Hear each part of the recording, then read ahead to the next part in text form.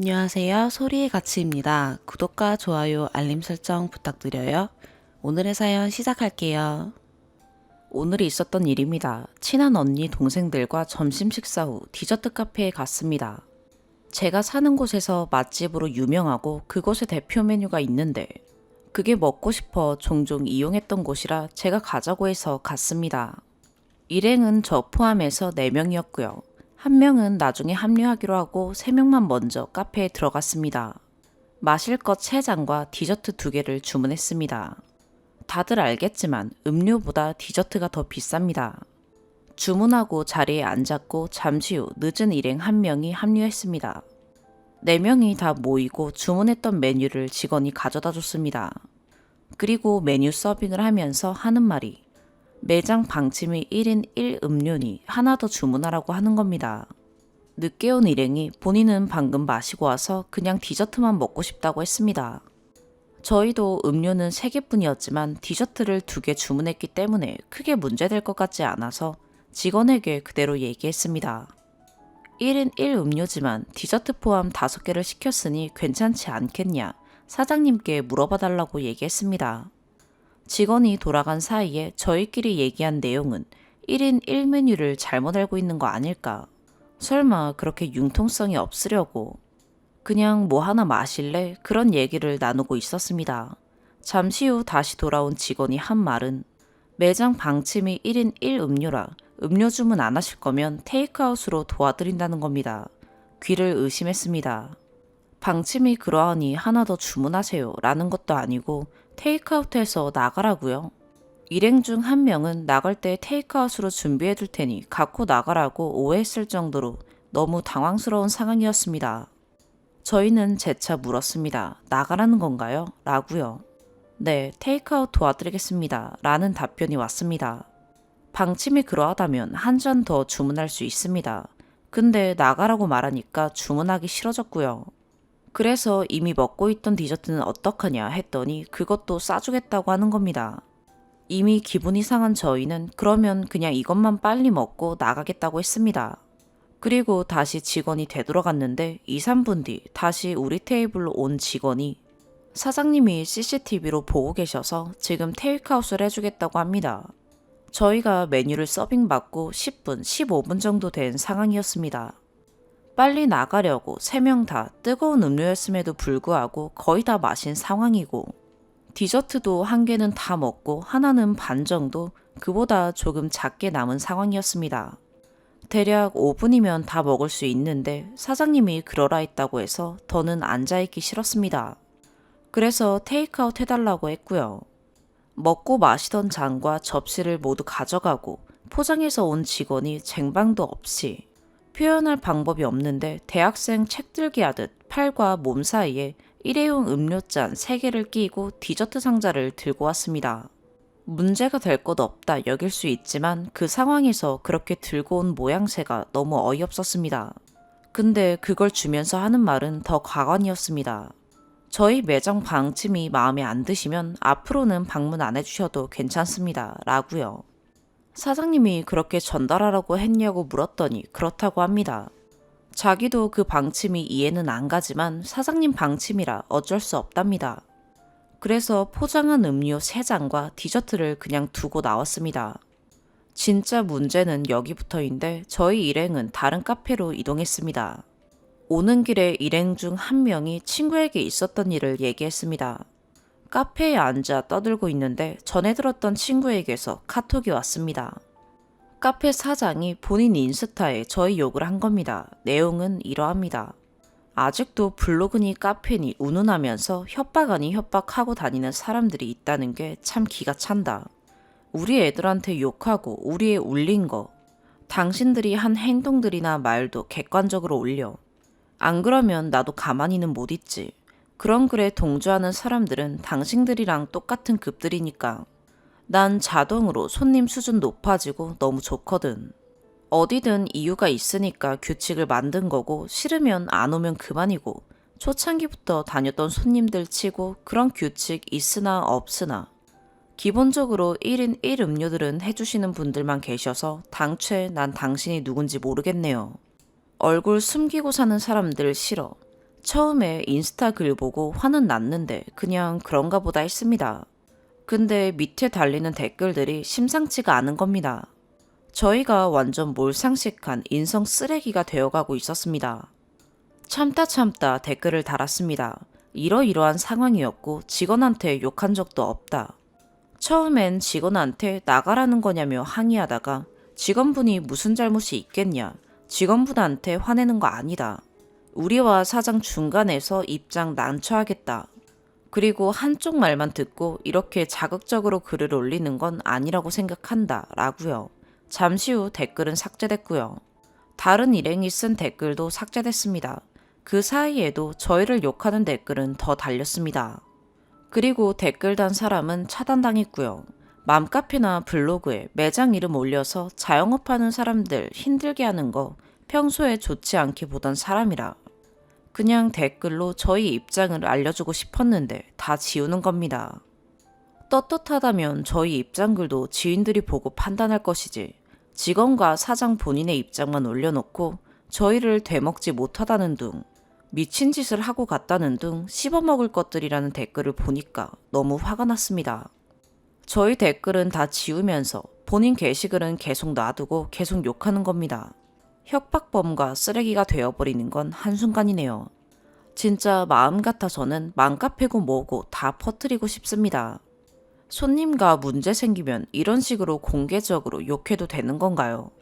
심지어 다른 사람 인스타에 개 같은 것들 때문에 본인이 불행해질 뻔했다고 댓글도 남겼습니다. 여러분, 이게 카페에서 쫓겨날 정도로 잘못한 거고 진상짓 한 건가요? 그 매장에 테이블이 10개 이상 있었고 저희 테이블 포함 4테이블이 있었고 한 테이블은 저희가 나갈 때쯤 들어오고 한 테이블은 저희가 나가기 전 이미 나간 상태라 자리가 부족해서 메뉴 주문을 안 하고 자리만 차지하는 진상짓 한 거 아니었고요. 들어가자마자 주문하고 대략 10분 후 메뉴 서빙이 됐고 메뉴 받고 15분에서 20분 사이에 거기서 나왔습니다. 죽치고 앉아 영업방해하지 않았어요. 댓글 달아주시면 댓글 보고 저희가 잘못한 거면 가서 사과할 거예요. 사장이 인스타에 저희 험담한 거 그 밑에 댓글 남긴 거 저희가 댓글 남긴 거 전부 캡처 있어요. 참고로 제가 사는 지역은 여행차 오는 사람이 많습니다. 그리고 나가라는 말을 듣고 한 명이 우리 이 지역 주민이다. 계속 오던 손님인데 나가라고 하는 것 좀 아니지 않냐 했더니 계속 방침 얘기만 해서 우리가 주문을 안 한 것도 아니고 음료보다 비싼 디저트를 2개나 더 시켰다. 우리 블로그도 하고 있다. 라고 했습니다. 직원이 잠시 자리 비운 사이에 그 말한 사람한테 블로그 얘기는 좀 그렇다고 올릴 것도 아닌데 굳이 할 필요 없지 않냐고 얘기했습니다. 추가 댓글 잘 읽었어요. 감사합니다. 먼저 직원 울린 얘기 먼저 할게요. 사실 울었는지 안 울었는지 저희는 몰라요. 저희가 있을 때까지만 해도 사장님 방침이니까 사장님한테 직접 얘기하라고도 했고 사장님이 다시는 방문하지 말라고 했다고 2번이나 웃으며 말했어요. 울기는커녕 그래도 하고 싶은 말은 똑부러지게 하는 직원이었어요. 소리 지르고 욕하는 상황 아니었습니다. 저희가 나올 때까지 웃고 있었어요. 그리고 블로거즈의 맘충 아니냐는 분들, 저희 4명이 서로 나이차가 좀 나는 모임이에요. 제일 큰언니랑 제일 막내가 18살 차이입니다. 만난 지는 오래됐어도 존칭 쓰는 사람도 있고요. 블로거니까 서비스 달라 한 거 아니고 돈 선불로 결제하고 먹고 있는데 나가라니까 블로그 한다고 홧김에 말했다 하더라고요. 그리고 그 말함과 동시에 말한 이에게 블로그 얘기하지 말라고 직원 있는 데서도 말하긴 했어요. 직원 없을 때 다시 제대로 말했고요. 블로그 얘기 꺼내니도 그 부분은 후회하고 있어요. 물론 이미 엎질러진 물이지만요. 그리고 블로그 얘기한 일행은 블로그 안 해요. 직원 없는 자리에서 하나 더 시킬까 하기도 했지만 직원 앞에서도 저희끼리 얘기하면서 누구는 시키자, 누구는 괜찮지 않을까 얘기했고요. 저희끼리만 없는 데서 속닥거린 건 아니에요. 2번째 와서 테이크아웃 얘기했을 때 안 시키는 걸로 마음을 정한 거죠. 이미 마음이 상했는데 한 잔 더 시키고 더 머물기도 싫고 그래서 주문 안 했어요. 직원이 저희 테이블 옆에 서 있던 시간이 꽤 자주고 꽤 길어요. 저희가 머문 시간이 워낙 짧아서요. 그래서 저희끼리 하는 얘기도 많이 들었을 거라 생각해요. 두 번째 추가. 이런 일들이 종종 있다는 걸 댓글 보고 처음 알았어요. 먼저 1인 1음료 고지 시점 때문에 의견이 다분하신데 음료 주문할 땐 3명이었고 3개 시켰어요. 처음부터 4명이라고 얘기해서 의자 붙여서 앉으라고 안내 받았으니 직원분도 4명인 거 아셨고요. 저는 일행이 도착하면 다시 주문하려고 했어요. 서빙해주면서 1인 1음료 고지를 한 거였고 어디에 써붙여놨는지는 모르겠지만 직원이 말하기 전엔 몰랐습니다. 일행이 커피 마시고 왔다고 해서 1인 1음료가 맞는지 1메뉴를 착각하는 거 아닌지 사장님께 다시 여쭤봐달라고 했고 그때까진 언성 높이는 그런 상황 아니었고 직원 앞에서도 시키자 디저트 시켰으니 괜찮지 않냐 이런 대화를 나눴습니다. 두 번째, 블로그 얘긴데요. 처음부터 서비스 받고 싶어 말한 거 아니고 테이크아웃 하라는 얘기 나온 뒤에 블로그 얘기했습니다. 그 얘기한 당사자도 실수라는 거 알고 있고 그 부분에 대해서 사장 인스타에 죄송하다고 썼는데 삭제당했습니다. 세 번째, 다시 다른 카페 가서 몇 개 시켰는지 궁금하신 분이 계셔서 같은 동네 프랜차이즈 가서 빙수 하나, 커피 하나, 디저트 하나 시켰어요. 이때는 1명 빠지고 3명이 갔습니다. 네 번째, 상호 공개 원하시는 분들, 저도 다 공개하고 싶은 마음이 굴뚝 같아요. 하지만 공개하려 했다면 맘카페에 가입해서 이 글을 올렸을 거예요. 마녀사냥 당하게 하려고 글 쓴 게 아니라 우리가 정말 몰상식한 짓을 해서 사장이 인스타에 그렇게 욕을 하는 게 옳은 건지 우리가 잘못했다면 사과하는 게 옳다 생각해서 글을 썼어요. 한 가게를 운영하는 사람이 흔들리지 않고 나름의 운영 방침을 갖고 있는 건 좋다고 생각합니다. 그렇지만 하나 더 주문하셔야 해요도 아니고 테이크아웃해서 나가라고 하니까 화가 나서 언성이 높아진 거고 위에도 언급했지만 선결제 후에 메뉴가 나왔고 메뉴 주면서 방침을 얘기한 거라서 시킨 것만 얼른 먹고 나가자 해서 거의 다 먹은 상황이었어요. 근데 그 짧은 시간에 나가라는 식의 얘기를 2차례 듣고 나니까 기분이 상한 거죠. 세 번째 추가. 지난 며칠간 저와 함께한 일행들은 이 문제로 인해 꽤나 스트레스를 받고 있어요. 그날 있었던 일에 대해 최대한 객관적으로 판단해 주실 분들은 저에 대해 모르고 그 매장에 대해 모르는 분들일 거란 생각에 이곳에 글을 쓰게 됐었습니다. 욕먹을 각오하고 블로그 이야기가 포함된 사장의 글도 캡처했고 그 부분에 대해 빼놓지 않고 썼습니다. 단 몇 분이라도 판단해 주십사 하고요.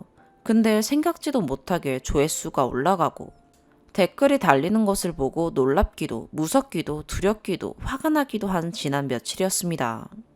댓글 달아주시고 관심 가져주신 점 진심으로 감사드립니다. 처음 하루 이틀은 댓글 달린 거 시간 날 때마다 읽어보고 또 읽어보고 다른 일들이 손에 잡히지 않아서 새로 고침해서 읽고 또 읽고 그랬어요. 오해하고 계신 부분은 다시 수정해서 글을 쓰기도 했는데 그 또한 제 입장 얘기만 전하는 것 같아서 그 후로는 속으로 혼자 해명하면서 그냥 지켜볼 수밖에 없었어요.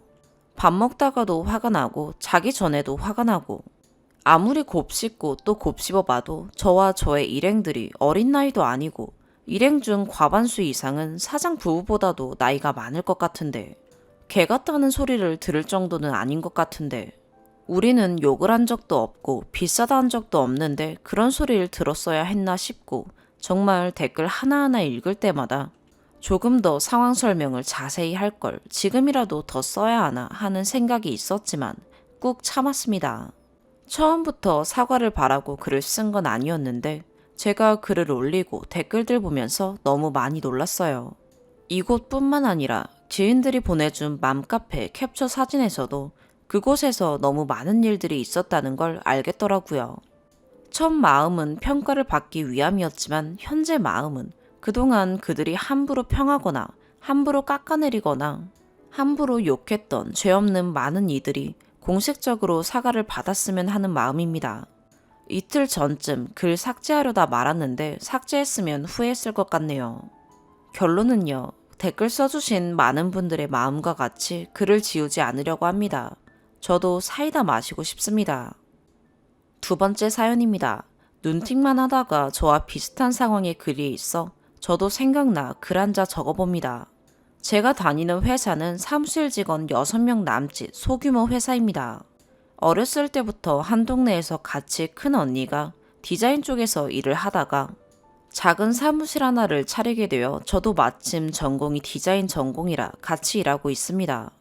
이전엔 제가 프리로 뛰고 있는 일이 있어서 1, 2년 정도 왔다 갔다 작업하다가 제가 하던 일 그만두고 본격적으로 사무실에 합류했습니다. 초반에는 서너 명으로 시작하던 사무실이라 직급의 의미가 없었습니다. 언니도 뭐 하고 싶냐길래 그냥 내 나이에 대리가 무난하지 않냐 해서 대리를 달게 되었습니다. 두세 달쯤 지나고 직원 한 명이 들어왔습니다. 언니 남동생의 여자친구인데 전에도 가끔 사무실에 들러 왔다 갔다 알바로 심부름을 하다가 이쪽 일이 해보고 싶어서 일 배우러 입사했답니다. 나이는 저보다 2살 어리고 직급은 저와 같은 대리 직급입니다. 저도 사장이 아는 언니이지만 전공자인데다 사무실 차리기 전부터 같이 일하자 말 나왔던 상태였고 그 친구는 나이도 어리지만 사회에선 필요 없다는 나이 따져 뭐 하겠습니까? 하지만 직급은 같아도 그 친구는 단지 예비신의 회사라서 이제 갓 들어온 신입이 대리인 거고 그래도 회사는 회사고 같은 대리는 대리이니 항상 존댓말을 합니다. 물론 전 저보다 나이가 어리니까 땡땡씨 오늘 야근해요 하고 직급은 따로 부르지 않아도 존대는 하고 있습니다. 그런데 그 여우짓하는 친구도 똑같이 저한테 땡땡씨 땡땡씨 하는 겁니다. 뭐 사회생활 처음이니 모를 수도 있겠다 하고 그냥 대수롭지 않게 생각했습니다. 지금 생각해보니 대표인 언니, 저, 그 친구 제외한 나머지 직원이 3명이 다 남직원인데 그 직원들한테는 과장님, 대리님 잘도 부릅니다. 근무하고 약 2주 정도 뒤 첫 회식을 하게 되었습니다. 언니가 땡땡아 직급은 같아도 너보다 나이 많은데 땡땡님이라고 해야지 라고 한마디 하자 그 친구는 아 그런 거냐며 몰랐다 라는 말만 하고 넘기더군요. 그러고는 다음날 출근해서 탕비실에서 커피 한잔 하다 그 친구를 마주쳤습니다. 뭐 저는 죄송하다라든지 앞으론 대리님 이렇게 부른다면 무슨 새삼스레 그러냐 말릴 생각이었지만 그 친구 입에서 나온 말은 땡땡씨, 제가 땡땡씨라고 하면 안 되는 거예요? 기분 나쁜 건가? 너무 어이가 없어서 말문이 막혔습니다. 원래 뭐라고 부르는 거에 신경 안 쓰는 타입이라 기분 나쁘지도 않았지만 저 말을 들으니 기분이 나빠야 하는 건가 하고 기분이 팍 상하더라고요. 기분 나쁜 것보다 상대적으로 땡땡씨라는 말은 자기보다 밑에 직원한테 대부분 하니까 그렇긴 하다. 그럼 같은 직급이니 그냥 언니라고 해달라 라고 하니 아 그런 거구나 몰랐어요. 근데 워낙 땡땡씨라고 부르는 게 습관이 돼서 하고 얼버무리다 대화는 끝이 났습니다. 그 뒤로도 여전히 땡땡씨 땡땡씨 하고 있고요. 계속 그렇게 부를 거면 기분 나쁘냐고 묻질 말지. 도대체 물어봤던 의도는 뭘까요? 자기보다 밑에 직원한테 부르는 말이다 라고 말까지 했는데도 계속 땡땡씨라고 부르는 건 대놓고 무시하는 거 맞죠? 추가, 댓글 보니 찬반이 뚜렷하게 갈리네요. 제가 자세한 설명이 없는 것 같아 덧붙이자면 제가 무시하려고 그 친구를 땡땡씨라고 먼저 부른 건 아닙니다. 처음 직급 없이 일하던 친구였고 그래도 사무실 분위기상 그 친구가 막내라 땡땡아 하면서 반말하는 분위기에도 제 딴엔 업무 보는 공간이기도 하고 오히려 사회인으로서 존중해주고 싶어서 땡땡씨라고 높여 부른 것입니다. 저만 유일하게 존대를 하는 상황이고요. 그 친구는 처음 입사하기 전 알바로 잡일을 도와주다가 외부 행사장 일정이 늘기 시작하면서 정직원으로 취직해 거래처 방문이나 외부 행사장 방문 일을 맡아 하기로 했습니다. 그렇게 외부를 돌다 보니 명함이 필요했고 평사원으로 명함을 파자니 어차피 이름으로 불릴 것 같아 대리라고 직급이 붙게 된 것입니다. 결국 그 회식 이후에도 그 친구가 땡땡씨라고 부르는 걸 고치지 않자 언니가 보기 껄끄러웠는지 애초에 개업 때부터 도와주던 저를 대리로 앉힌 게 잘못이었다. 안 그래도 불편했었다며 이참에 과장으로 진급하게 됐습니다. 지금 현재로서는 저를 부를 땐 여전히 땡땡씨라고 하고 있고요.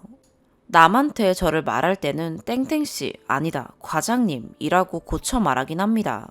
혹시 제가 뒤에서 안 좋은 말을 해서 진급된 거 아니냐 오해하시는 분이 있을까봐 말씀드리는데, 앞서 말한 것처럼 회식 때도 언니 말에도 아실 수 있겠지만 나이 서열을 중요시하긴 합니다. 저는 회사 밖에서 안 보면 그만이고 또 그만두게 되면 안 볼 사이라 상관없지만, 언니와 그 친구는 잘 되면 가족이 될 사이니 조심하느라 뒷일은 일체 전하지 않았습니다. 두 번째 추가, 관심 가져주신 덕분에 어디 하소연할 곳이 하나 생겨 기쁘네요. 감사합니다. 관심 받은 김에 어제 일도 그렇고 몇 가지 화가 났던 일 몇 자 적어봅니다. 각각 맡고 있는 작업이 있지만 항상 새 작업이 들어갈 때 회의하면서 서로 공유하고 있습니다. 그게 이번엔 제 차례였고요. 원래 대표인 언니와 같이 진행하기로 했던 프로젝트인데 대표님은 급한 외부 업체 미팅으로 참석하지 못해 미안하다며 그 막내에게 저 좀 도와 같이 준비해보고 내용은 나중에 개인적으로 공유하기로 했습니다. 단순한 PPT 작업이지만 이제 신입인 그 친구에겐 그마저도 업무의 큰 틀을 배우는 경험이 될 거라고 했습니다. 성격상 남 시키는 체질도 아니라 초반 브리핑 준비는 하루 정도면 준비하니 저 혼자 진행하고 도와달라 할 생각도 없었고, 외부 업무만 돌다 본격적인 작업 합류는 처음이라 배우고 싶음 알아서 잘 관심있게 보겠거니 했습니다.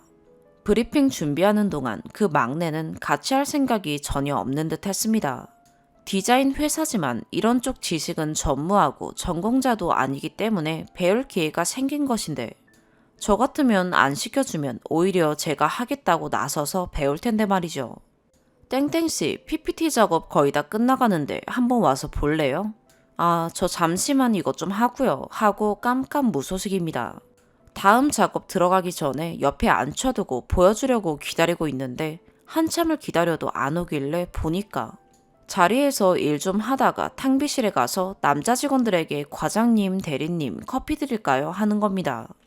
그러면서 저한테도 땡땡씨도 아니 과장님도 드려요. 남 직원을 부르는 것과 저를 부르는 것에 확연한 차이가 있을 뿐만 아니라 그건 그렇다 치고 제가 불렀다는 건 안중에도 없나 봅니다. 너무 화가 나서 땡땡씨 커피는 됐고 이것부터 마무리 줘야 되지 않아요? 오늘 안엔 끝내야 퇴근하고 나도 대표님이랑 다시 검토해보고 수정해서 내일 회의를 하죠. 아, 이것만 하면 금방 끝나요. 금방 갈게요. 하고 끝까지 커피 다 타고 오더라고요. 마음 같아선 처음부터 혼자 다 준비해봐라. 그래야 는다 하고 신경 꺼버리고 싶지만 제가 맡아야 할 일이라 그러지도 못하겠고 거기서도 너무 어이가 없었습니다. 여차저차 수정 작업까지 혼자 하느라 새벽 3시까지 작업 후 어제 오전 9시에 회의 시작했습니다. 대표님만 빠진 5명, 거래처 팀장님, 대리님 2분, 이렇게 7명이서 진행했습니다. 프로젝트 브리핑은 거래처 직원분들도 같이 진행하기 때문에 항상 다과를 준비합니다. 2-3시간밖에 못 잔 제가 미리 나와 간식이며 음료수 세팅하고 오히려 일찍 출근한 남자들이가 와서 도왔습니다. 그렇게 회의 10분 전 누가 회의 때 그것도 거래처 손님도 오시는데 시작 10분 전에 등장합니까? 그것도 막내가 자기 대신 돕고 있는 남자 대리에게 죄송합니다 말 대신 대리님 같이 해요. 다들 언제 오셨대요? 9시까지인데 아직 거래처분도 안 오셨죠? 하는 겁니다. 다행히 차가 막혀 거래처분이 많이 늦은 건데도 9시 정각에 도착하셨고 다른 업체에서 전화가 왔는데 급하게 메일 보낼 것이 있어 제가 서류 몇 장 막내에게 추려주며 땡땡씨 나는 먼저 들어가야 하니 이거 메일만 보내주고 바로 들어와요 하고 미팅룸으로 갔습니다. 메일 하나 스캔 떠서 메일 보내길 얼마나 걸린다고 또 오지를 않는 겁니다. 일단 시안들 검토하시고 계시라고 하고 직접 나가보니 아직도 자리에 앉아있더라고요. 땡땡씨 메일 다 됐죠? 시작해야 되니 어서 들어와요 하니까 아 근데 저거 꼭 제가 들어야 되나요? 내일 현장 갈 스케줄표도 아직 정리 안 됐는데 제가 나중에 자료 따로 찾아볼게요. 저 이거 빨리 안 해놓으면 야근해야 돼요 라더군요. 첫 브리핑인 만큼 일 배워야 하는 그 친구에게도 중요한 자리이기도 한데다 준비부터 마무리까지 모든 게 일의 일부입니다. 아무리 그래도 이건 아니지 않나요? 회의 직전 본인 밀린 업무로 인해 야근하기 싫어 회의 시간 불잠하고 밀린 일 한다는 막내. 아무리 소규모 회사고 가족 같은 편한 분위기여도 저건 아니다 싶었습니다. 고 위임원도 아닌데 고작 막내 하나 붙들어 오자고 나머지 분들 시간을 뺏을 순 없어. 일단 알았고 혹시 전화 오는 거나 있음 받아줘요. 어차피 따로 찾아서 읽을 거면 대표님 오시면 개인적으로 브리핑 땡땡씨가 준비해서 해요. 그냥 읽는 것보다 본인이 발표한다고 생각하고 봐야 더 이해가 빠를 거예요. 예행 연습도 해놔야 나중에 땡땡씨도 혼자 브리핑 해보지 하고 들어가 버렸습니다. 무사히 회의는 끝났고 직원들끼리 잠시 티타임을 가졌습니다. 회의가 끝나니 바로 득달같이 쪼르르 와서는 남자 직원들에게 과장님, 대리님 어땠어요? 어제 저 그거 자료 찾느라 진짜 힘들었는데 발표하는 거 꼭 보고 싶었는데 과장님이 부탁한 메일도 보내야 되고 제 일도 너무 밀려서 진짜 속이 부글부글했습니다. 시안 제작은 아직 막내가 손댈 수 없는 부분이라 제가 당연히 해야 되는 일이고 PPT에 들어갈 기본적인 자료 사진 몇 장 옆에서 찾던 게 고작 전부인데 저 때는 또 과장님이라고 잘만 부르대요. 제일 중요한 시안부터 전체적인 PPT 제작, 발표까지 모두 제가 준비한 브리핑에 참석 안 한 것만 같아 너무 자존심도 상했습니다. 전혀 배울 의지도 없어 보였고요. 기분 나쁜 티는 안 날 수가 없겠죠. 하지만 성격이 남한테 모질게 못된 말 할 수 있는 성격도 아니라 참고만 다녀야 하는지 고민입니다. 그렇다고 쪼르르 언니한테 말하는 것도 너무 어린 생각인 것 같고요. 아니, 왜 다른 남자 직원들은 가만히 있는 걸까요? 세 번째 사연입니다. 집에 50일 된 아기가 있어요. 오늘 남편이 퇴근하면서 장 본 게 많다고 같이 가지러 가자는데 아기만 두고 어떻게 나가냐고 하니까 잠깐인데 그걸 왜 못 나가냐 이러면서 실랑이라 했어요. 그 사이에 아기가 깼고요. 파닥거리는 게 곧 울음 터질 것 같았어요. 전 아무래도 그건 아닌 것 같다. 혼자 갔다 오라고 하니까 성질을 내면서 갔다 오더라고요. 남편 나가자마자 아기는 울고 난리쳐서 안아 달래줬고요. 갔다 와서 짐을 바닥에 내팽겨치고 성질을 내기에 제가 왜 화를 내는 거냐고 설마 내가 귀찮아서 안 갔다고 생각하는 건 아니지 하니까 솔직히 그런 거 아니냐고 하네요. 안 그럼 네가 가도 되는 거 아니냐고 그 잠깐을 못 비우면 애 혼자 키우는 사람은 물도 못 사러 가겠네. 아기 침대에 뉘어놓고 저녁 먹을 때보다 더 잠깐인데 그걸 같이 못 가주냐고. 가져오다가 몇 번을 떨어뜨린 줄 아냐고. 자기 물건도 아니고 아기 기저귀랑 그런 건데 같이 못 가주냐 라면서 난리를. 제 상식선에선 불가피한 상황도 아닌데 집에 아기만 혼자 두기 불안했다고. 저녁 먹을 때는 무슨 일이 있으면 바로 들여다볼 수 있지 않냐고. 실제로 불안해서 자주 들여다보고요. 여튼 서로 자기 할 말만 해서 그냥 말하다 그만뒀는데 잠시 후에 아기 안고 몰수유하면서 생각할수록 제가 너무 서러워지는 거예요. 나는 지금 내 몸이랑 건강 갈아 넣으며 임신, 출산, 육아하고 있고 벌써 손목이랑 손가락 마디, 허리, 무릎 같은 데는 너무 아파서 미치겠거든요. 생수도 그냥 못 따서 매번 고무장갑 끼고 해요. 나는 이렇게 몸 버리고 희생하며 육아하고 있는데 짐 같이 안 들어줬다고 저렇게 난리를 칠 일인지 전 정말 이해가 안 가고 급 우울해져서 눈물이 뚝뚝 흐르는데 남편이 지나가면서 보다가 뭘 울고 있냐고 하네요. 참고로 만삭 때까지 일했고 1년 후에 복직 예정인 맞벌이입니다. 지금은 남편만 출근하니 새벽 수유도 그냥 다 제가 해요. 퇴근하고 와도 아기 기분 좋을 때 잠깐 봐주고 울면 저한테 다시 주거나 공갈 물려놓고 가버립니다. 추가, 같이 화내주신 분들 감사합니다. 저런 성격인 거 모르고 결혼했냐고 하시는데 평소엔 잘하다가도 어느 특정 부분에서 저렇게 꼬장을 부립니다. 애 잘 안 보는 것도 맞아요. 최근 남편 일 몇 개가 겹쳐 출산 후 내내 독박 육아 중이라 우울증 올 것 같네요. 남편 덩치가 작냐 하는 댓글도 있던데 남편 183cm에 몸무게 100kg 넘습니다. 집 형태에 따라 잠깐 나갈 수 있지 않냐고 하시는 분이 있어서 적는데 18층짜리 아파트 7층에 살고요. 옛날 복도식 아파트라 한 라인에 5집이 있어서 엘리베이터 재수없게 걸리면 정말 오래 걸려요. 지하 주차장에 엘베 연결도 안 되어 있고요. 그리고 원래 제가 인터넷으로 장 보는데 이번엔 법인카드로 일정 금액 내에 아기 용품 살 수 있게 하는 회사 복지가 있어서 오프라인 마트에 사러 간 김에 장 봐온 거예요. 이 글을 보여줄까 말까 고민 중인데 아마 글 쓴 거 알면 또 난리치겠죠. 잠깐 나갔다 올 수 있을 것 같은데 하시는 댓글 찾아내서 이것 봐라, 나랑 같은 생각하는 사람 있지 않냐 할 게 뻔해요. 아기 아직 뒤집기도 못하고 걷지도 못하는데 무슨 사고가 나냐면서 우길 거예요. 두 번째 추가, 저 일로 굉장히 마음이 짜게 식어 있는 와중이었습니다. 애 겨우 재우고 좀 더 푹 자면 저도 나가서 밥 먹으려고 기다리고 있었는데 남편이 제 이름을 평소 데시벨로 부르며 침대에 체중을 실어 풀썩하고 눕는 바람에 애가 깼어요. 요즘 잠투정과 등 센서가 대박이라 재우는 게 영 힘들어 제가 겨우 재웠는데 하고 짜증을 냈습니다. 그랬더니 왜 짜증을 내냐며 방을 나갔고 저는 다시 애를 재우고 있었는데 혼자 라면을 쳐 끓여 드시네요. 모수유하는 와이프 굶거나 말거나 애가 깨거나 말거나 그냥 이제 마음이 냉랭해져 저도 그냥 방에 있었고 아기를 안아준 지 10분이 넘어서야 겨우 잠들었는데 이번엔 들어와서 드라이기를 쳐 사용하시네요. 애는 또 깼고 제가 어이없이 쳐다보는데 무시하고 지 볼일 다 보고 나가네요. 결국 애가 잠에서 완전히 깨서 안고 나가 꼭 애 잠을 다 깨워야 속이 시원하냐. 애 좀 재우고 나도 밥 좀 먹으려고 했는데 하고 말하다. 서러운 나머지 울먹이며 방으로 들어가니 밥 먹으라며 애를 달라고 하더군요. 제가 짐 혼자 가지러 가는 것도 그렇게 억울한데 애는 어떻게 볼 거냐니까 또 성질내면서 나갔습니다.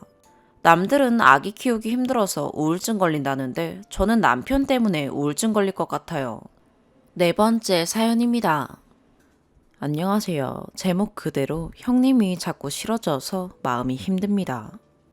어디다가 털어놓을 곳도 없고 공터에 외치는 심정으로 글을 남겨봅니다. 형님은 남편의 누나이고 결혼해서 중학생 아들 하나 키우고 계시는 평범한 주부입니다. 성향과 말투가 조금 과격하신 편인데 생각 없이 내뱉는 말에 기분이 썩 좋지 않은 일들이 아주 많습니다.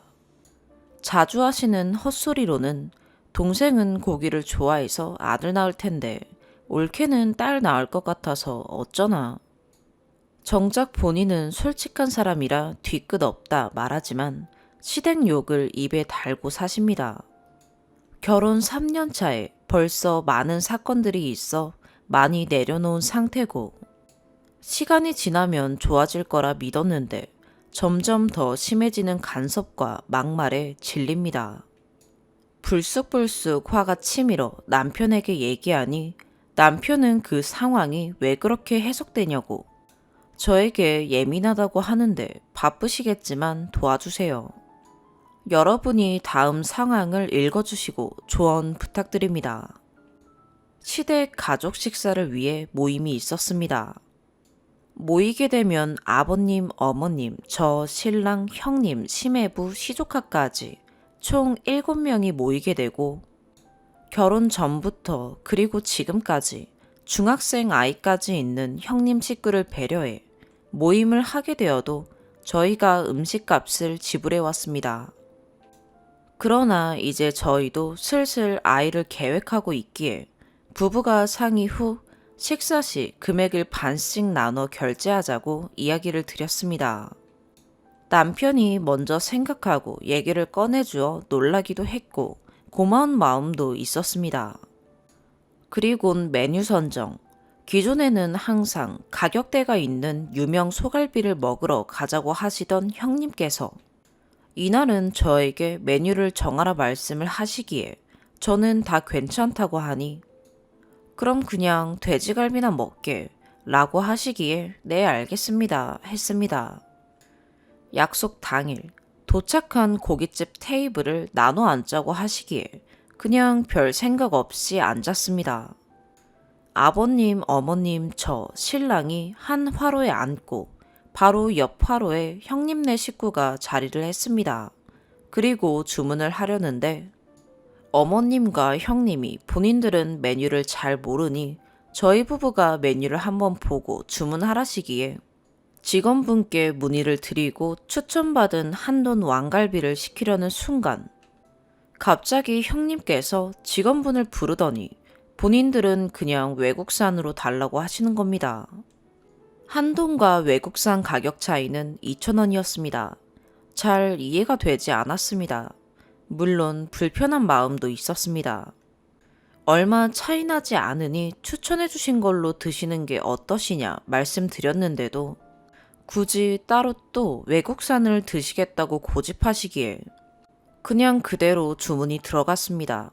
어색한 분위기에 열심히 고기도 굽고 대화도 하며 고기를 구워서 먹는데 한돈과 외국산 갈비의 두께나 색상 차이도 조금 있는 것 같고 무엇보다 저희 테이블의 고기 맛이 좋았기에 다음 주문 때는 형님네도 한돈으로 한번 드셔보시라 했더니 그냥 저희 쪽에서 고기를 익혀서 넘겨달라고 하시더군요. 그리고는 드셔보시더니 맛이 다르긴 다르네 하시기에 맛있죠. 이 다음번 판은 꼭 이걸로 주문하셔요 하니 어머님께서 저를 칭하며 형님께 너도 한돈 먹어도 된단다 라고 하시는 겁니다. 형님이 어머님께 그래? 나 먹어도 된대? 하시고요. 제가 먹지 말라고 한 것도 아닌데 저렇게 말씀하시는 대화와 뉘앙스가 참 당황스러웠습니다. 근데 그 이상함을 저만 느끼고 있다는 게 너무 이상하고 기분이 나빴습니다. 이게 무슨 상황이지 싶고 저에게 계속해서 관리비는 어떻게 얼마나 나오는지 생활비는 어떻게 나눠 쓰는지 물어보셨던 상황들이 겹치기에 혹시 설마 하는 생각으로 근데 어머님 제가 돈 관리를 잘 못해서 저는 다 남편한테 맡겨요 하니 그제서야 어머 그러니? 많이 먹어라 왜 이리 못 먹니? 하시는 겁니다. 그 와중에 형님은 냅둬 땡땡이 고기 싫어하잖아 라고 하시기에 참 당황스럽고 기분이 좋지 않았습니다. 결제할 때 쏙 빠지는 형님네 가족도 이해가 안 되고 형제간에 우애 있게 잘해야 한다고는 말씀하시면서 아들 내외가 고생한 돈은 아깝게 생각 안 하시는 시부모님도 이해가 안 됩니다. 남편이 불쌍합니다. 결국 이번 외식값 결제도 애매하게 되어 저희 쪽에서 다 부담을 하게 되었습니다. 소갈비에 비하면 값이 한참 내려가긴 했지만 저 대화의 찝찝함과 굳이 저렇게 테이블을 나눠 먹을 거라면 왜 불편한 만남을 자꾸 이어가려는 걸까? 왜 자꾸 마음을 불편하게 하는 걸까? 왜 자꾸 간섭을 하는 걸까? 하는 생각에 잠이 오질 않습니다. 본인의 아들에게 부끄럽진 않으실까? 참 왜 그러실까 생각이 듭니다. 자꾸 미운 감정이 올라와 많이 힘듭니다. 그렇다고 형님네가 못 살고 힘들어서 한돈과 2,000원 차이 나는 외국산으로 주문 변경을 한 것 같지는 않습니다. 한 예로 나는 브랜드 아파트 사는데 올케는 못 살아서 어떡해. 나는 카놀라유 같은 건 몸에 안 좋대서 못 먹겠던데 등등. 오히려 대화의 흐름과는 전혀 상관없지만 돈이 많다고 말씀을 하시거나 저희 부부를 깎아내리는 말을 생각 없이 내뱉는 형님이십니다. 그런데 꼭 무언가 필요하거나 하실 때만 본인이 동생 어렸을 때 자기가 손도 잡고 다니고 반찬도 양보하고 얼마나 잘 챙겼는지 모른다며 그래서 동생이 본인에게 잘해야 한다고 말씀하십니다. 저에게는 전화에 카톡에 만나서 상처뿐인 말에 애기 낳아라, 애기 만져본 지가 언제냐, 나랑 애 같이 가질래? 시조카 하나 볼 때마다 용돈 챙기면 외삼촌께 감사하다고 해야지. 치사하게 꼭 저는 뺍니다. 너는 명절 때 전 그거 좀 붙였다고 힘들다고 하면 안 된다. 나는 너보다 배로 붙인다. 물론 힘들다고 한 적 없습니다. 저한테는 그렇게 얘기하시고는 제 남편에겐 올케가 고생해서 어떡해, 올케가 힘들겠다 하니 남편은 누나는 땡땡이 생각 많이 하고 걱정만 하는 사람이라고 합니다. 그래서 답답합니다. 제 입장은 형님과 저는 각자의 가정이니 간섭하지 않고 그냥 형님 남편이랑 아들이랑 행복하게 살았으면 좋겠습니다. 이상한 헛소리를 해도 다 참았는데 이번 외식 사건 때 서운함을 토로하니 제가 예민한 거라는 말에 너무 서운해서 글을 남겨봅니다. 남편이랑 같이 보려 합니다. 무엇이든 조언 부탁드립니다. 바쁘시겠지만 도와주세요. 저는 형님이 이제 돈 반반 내자고 한 것이 마음에 들지 않아 저런 행동과 말씀을 하셨다는 생각이 드는데 여러분 생각은 어떠신가요? 제가 예민하기만 한 문제인가요? 추가. 바쁘신 와중에 이렇게 귀한 조언들 남겨주셔서 너무 감사드립니다. 오늘 조금 힘들었는데 제 입장을 너무 잘 알아주시는 댓글들 덕에 위로를 받습니다. 정말 좋게 지내고 싶은데 형님의 행동들이 너무 얄밉고 나도 하니까 너도 해야 해. 내가 하는 건 고생이고 부당한데 너가 하는 건 당연한데 불만 있니? 이제 우린 가족이니 우리 엄마한테 살갑게 해. 이런 마인드에 업무 중이라 전화를 한 번 못 받으면 쪼르르 제 남편에게 전화해서 땡땡이 왜 전화 안 받니? 하시는 무례함이 싫습니다. 무례한 건데 본인 자신은 엄청 똑부러지고 쿨한 것이라 말하는 태도도 너무나 소름 돋고 싫습니다. 본인이 부모님께 잘 못하시니 대리효도처럼 저에게 더 요구하시는 것 같기도 하고 마인드가 얼마나 본인 삶이 팍팍하고 외로우면 그럴까 불쌍하고 측은한 마음도 듭니다. 형님이 자신의 무례하고 무지한 행동과 말들을 반성하고 깨닫게 되는 날이 올까요? 시간 될 때 또 와서 보고 주신 댓글에 답글 남기겠습니다. 한 분 한 분 모두 감사드립니다. 두 번째 추가. 잘 지내고 싶고 모두가 행복할 수도 있는데 참으로 아쉽고 어렵고 힘든 명절이 지나갔습니다. 몸이 힘든 것보다 마음을 힘들게 하고 불편하게 하는 일들이 너무나 아프고 슬픕니다. 조언을 해주신 덕에 저도 많은 생각을 했고 너무나 든든한 힘이 되어주심에 다시 한번 감사를 드리고 싶습니다. 명절 전날부터 음식 준비 거두느라 여기저기 다니며 고생해 몸살이 나버린 남편을 보고 있자니 마음이 이상합니다. 거들기만 했는데도 저렇게 힘든 일들을 나는 무슨 정신력으로 이렇게 홀로 견뎠는가 싶고 남편도 저도 불쌍하고 골아떨어져 자는 남편도 얼마나 외로울까 슬프지만 정말 말씀 주신 대로 저도 귀한 딸 귀한 자식 그리고 제 남편 제가 한번 지켜보려고 합니다. 저도 용기 내서 부모님께 도움 요청을 드려야겠습니다. 제 부모님이시지만 워낙 늘 본받고 싶은 멋진 마인드로 응원해 주시고 챙겨 주시고 사위 귀하게 여겨주시는 분들이라 그간의 이야기를 들으시면 많이 놀라시고 아파하시겠지만 그만큼 현명하게 저를 또 한 번 지켜주시고 해결 방안도 함께 고민해 주실 것 같습니다. 감사합니다. 다섯 번째 사연입니다. 이제 결혼 2년에 접어들고요.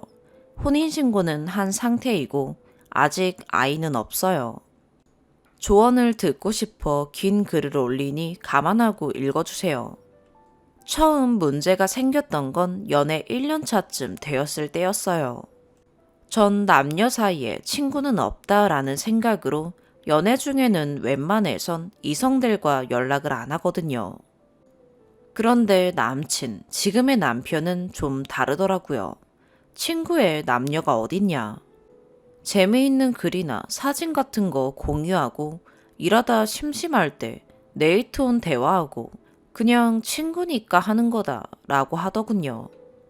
아마 남녀의 연락 및 친밀도의 허용 범위가 저보다는 넓었던 것 같아요. 뭐 저도 이해하고 받아들이려고 했습니다. 별다른 터치, 예를 들면 핸드폰 검열, 술자리가 있을 시 잦은 연락 등은 하지 않고 믿고 믿으며 연애했죠.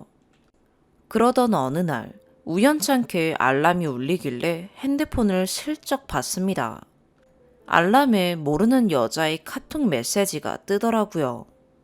예의가 아닌 줄 알지만 카톡을 열어봤죠. 여자의 촉이란 걸 믿으면서요. 카톡을 확인하다 보니 가관이더군요. 밤 늦은 시각에 웬 여자에게 술 마시러 나오지 않겠냐고. 늦으면 본인이 대리 써서라도 데려다 주겠다고 하질 않나. 내일 아침에 일찍 출근해야 하니 모닝콜을 해달라고 하질 않나. 이 사건으로 크게 싸웠습니다. 남친은 엉엉 울며 이게 문제가 될 줄 몰랐다고 하며 싹싹 빌더라고요. 너가 싫어할 줄 몰랐다. 친구 사이라서 한 거다. 라면서요. 하지만 저도 어리석은 사람인지라 그 일로 이별까지 가진 않았고 별 다른 문제 없이 연애하며 작년에 결혼을 했습니다. 참 어리석었죠. 그러다 문제가 아주 펑 터졌어요. 신혼 4개월째 되던 날 새벽에 남편 핸드폰이 울리더라고요. 늦은 시각이라 누구지? 하며 핸드폰을 봤는데 망치로 뒤통수를 맞은 것 같았어요. 제가 핸드폰 검사를 안 하는 걸 믿고 안심했는지 암호를 걸어놓지 않아서 하나하나 확인할 수 있었죠. 카톡, 네이톤, 라인 등 메시지 관련 앱에서 남편의 부정행위를 확인했습니다. 조건 만남을 하는 여자, 게임에서 만난 여자, 예전부터 알고 지내던 여자 등 입이 떡 벌어지더군요. 대화방 하나씩 읽고 제 핸드폰으로 사진을 찍었습니다. 안부를 묻거나 나중에 술 마시자, 만나자, 결혼 전에 너랑 한 번 더 진하게 놀았어야 하는데 등 질척거리는 대화는 물론 난 땡땡동 30살 언제 만날까요? 땡땡님이 만나자면 지금이라도 나갈 거예요. 오빠 안 만나고 싶어? 등 차마 입에 올리기도 더러운 대화도 있었어요. 바로 남편을 깨워 사실관계를 확인하고 이틀 정도 네이트판을 확인했습니다. 그리고 이번 일로 인해 이혼까지 가는 건 섣부를 수 있다는 판단을 내려 각서를 받았어요. 앞으로 이와 비슷한 상황, 즉 남편이 나에게 신뢰를 주지 못할 상황, 여자와 관련된 불미스러운 상황 등이 생길 시 모든 의사결정은 제가 하며 이에 대해 의의가 없다는 내용을 각서로 받아두었어요. 사실 각서는 공증 없이 노트 하나 찢어 쓴 거라 법정에선 큰 효력은 없겠지만 차후 이와 비슷한 상황이 발생할 시 증거자료로 충분할 것 같아 참고하려는 취지로 받아둔 거였어요. 그렇게 다시 알콩달콩 살았습니다. 예전처럼 싸우기도 하고 다시 사랑도 하고 저 역시 예전 일을 꺼내는 건 남편에게 도리가 아닌 것 같아 마음에 묻어두고 예전보다 더 믿으며 지냈어요. 그리고 지난 주말 커피를 마시러 홍대에 갔는데 남편에게 전화가 오기 전까지만 해도 참 행복한 신혼부부였죠. 전화를 받자마자 남편은 홍대 가지, 응, 아니 홍대가, 알겠어, 응, 이러고 끊는 겁니다. 또 다시 촉이 발동하더군요. 누구냐고 물으니 그냥 친구랍니다. 어떤 친구냐고 물으니 그냥 친구랍니다. 말해도 모르는 친구랍니다. 그래서 핸드폰을 줘보라고 했죠. 그 친구 누군지 보자고요. 그랬더니 핸드폰을 절대 안 주더라고요. 그러면서 하는 말이 거래처의 친한 친구인데 그냥 전화한 것 같다고 하더군요. 핸드폰을 뺏어 들고 통화 내역을 확인하니 어느 누가 봐도 여자 이름인 현아라고 찍혀 있는 겁니다.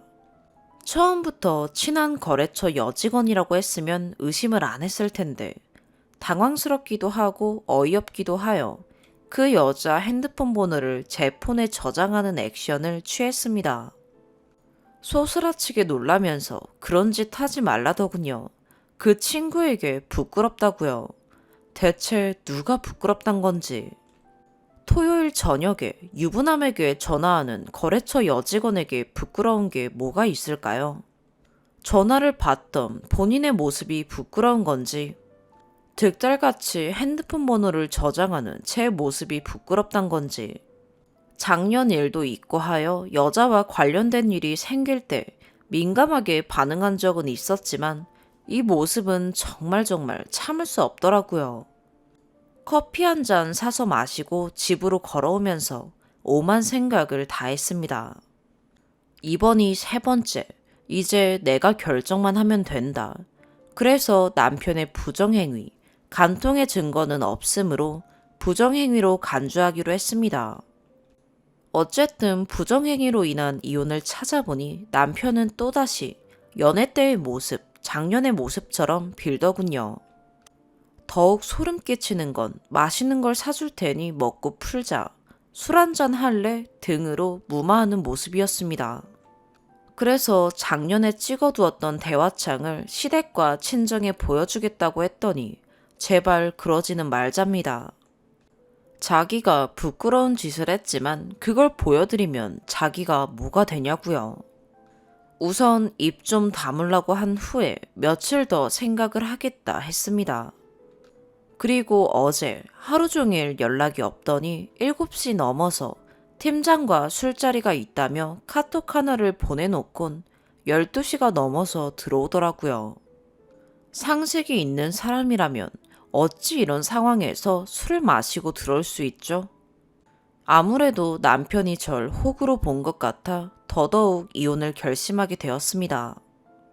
이번 주말에 시댁에 가서 컬러 프린트한 대화창을 모두 보여드린 후 이혼을 말씀드리려고 했는데 주변에선 친정이 먼저 알리고 남편과 둘이 해결하라고 하네요. 금이야 오기야 절 키운 엄마 아빠에게 어떻게 말씀드려야 할지 막막해지네요. 결혼 선배님들, 제 결정이 올바른 거겠죠? 단단히 마음 먹고 글을 써댔더니 마지막에서야 눈물이 터지네요. 혼수로 샀던 가전이며 가구, 이불, 식기 등 아까운 게 한두 개가 아닌데 저 혼자 이거 싸들고 이사 가려면 적어도 3룸은 가야겠네요. 저 정말 올바르게 결정하는 거겠죠?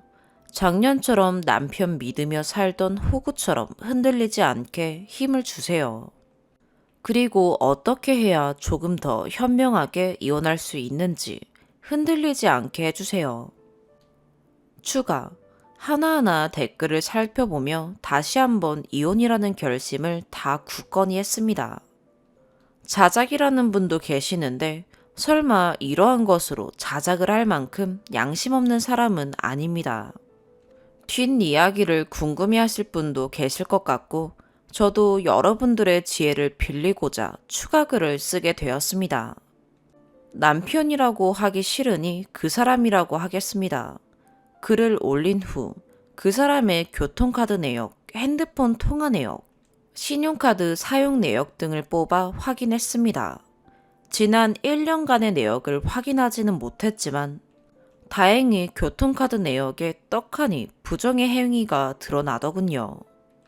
저에겐 친구와 만나 술 한잔 한다던 날이 바로 간통하러 간 날이더라고요. 그 사람은 개처럼 벌벌 떨며 사실 한 번 호기심으로 잤다고 이야기하더군요.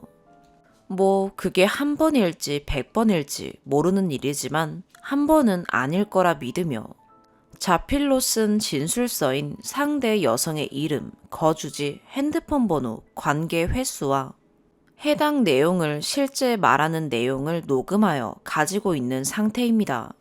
이제 어떻게 행동해야 하나요? 우선 회사에서 티내지 않고 행동하느라 법률 자문을 구하는 게 쉽지 않은 상황입니다. 이혼 변호사를 선임한 후 소송을 진행하는 게 맞나요? 찾아보니 간통을 알게 된 후 6개월 안에 소송을 진행하지 않으면 해당 사건으로 소송을 걸 수 없다고 하던데 한날 한시가 바쁜 느낌이네요. 혹시 잘 아시는 이혼 전문 변호사나 법무법인을 아신다면 추천 바랍니다. 6번째 사연입니다. 결혼한 지 얼마 안 된 새댁입니다. 결혼 전부터 한두 번씩 이상한 느낌이 있었는데 결혼하고 나서부터는 확연히 알겠더라고요.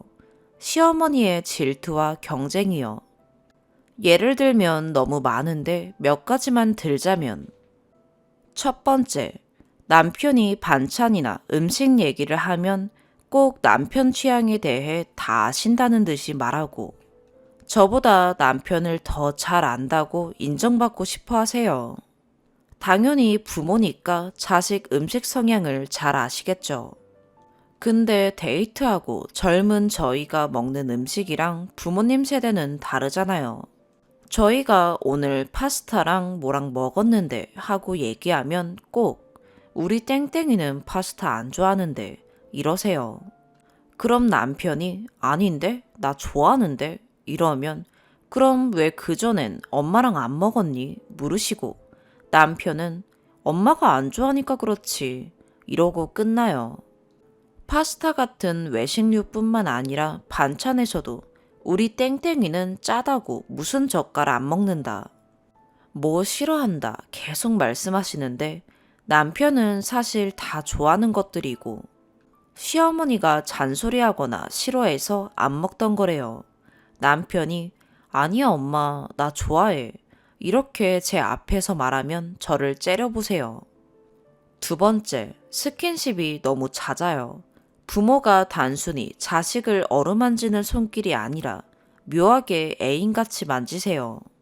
저희야 어른들 만났을 땐 어른들 앞이니 어떻게 스킨십을 하겠어요. 가끔 걸을 때 손잡는 정도가 끝인데 어머님은 남편 허벅지를 만진다던가 저는 뒤에서 혼자 가고 남편이랑 팔짱 끼고 간다던가 양손으로 얼굴을 잡고 부빈다던가 티 안으로 손을 넣어서 등을 긁는다던가 좀 놀랄 때가 많아요. 특히 소름 돋았던 건 제가 최근에 머리를 단발로 잘랐어요. 웃으면서 남편이 단발을 좋아해서 덮기도 하고 잘랐다고 하니 저를 보시면서 시어머니가 내가 젊어서부터 단발이라 단발을 좋아하는가 보다 라시더라고요. 자기가 아들 첫사랑이라 그렇다고 저희가 그냥 이건 뭐지 싶어서 대답 없이 하하 웃으면서 넘어갔는데 그게 언짢았나 봐요. 갑자기 한 10여 분 있다가 남편 등 뒤에서 어깨에 얼굴을 얹고 한 손으로 허벅지를 쓰다듬으시는 거예요. 그것도 안쪽 허벅지를요. 더 놀란 건 그러면서 맞은편에 저를 보시면서 눈을 맞추고 씩 웃으시는 거예요. 봤지? 아들은 내 거야 하는 눈빛으로요. 제가 눈을 피하고 딴짓하니 그제서야 관두시더라고요. 그리고 결혼식 때는 이런 일도 있었네요.